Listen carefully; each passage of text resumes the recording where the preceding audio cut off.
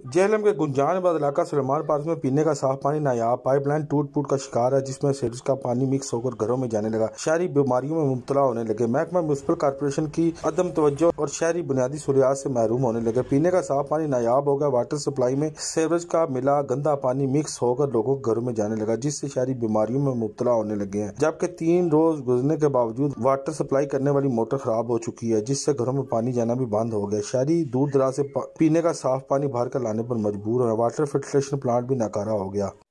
سر بہت مسئلہ بنا ہوا ہے، 3 دن سے تو یہاں پہ 2 موٹریں ہماری لگی ہوئی ہیں، ٹھیک ہے، اور دونوں خراب ہیں، تو 3 دن سے پانی بھی نہیں آ رہا۔ اگر اس سے پہلے آتا تھا پانی تو وہ بھی بہت گدلا، اس میں مٹی اس طرح کی چیزیں آتی ہیں، لائنیں خراب ہو چکی ہیں۔ تو ہمارا ڈی سی صاحب سے یہی مطالبہ ہے، فوری اس چیز کا نوٹس لیں اور لے کے ہمیں اس مسئلے سے ہماری جان چھڑائیں۔ محلے میں پانی کا مسئلہ بہت بنا ہوا ہے، روز آئے دن پائپ ٹوٹی ہوئی ہوتے ہیں اور پانی گندا آتا ہے جس کی وجہ سے محلے دار جو بہت پریشان ہیں، اور ہماری ریکویسٹ ہے اپنا ڈی سی صاحب تک کہ ہمارے اس مسئلے کا فوری حل کریں۔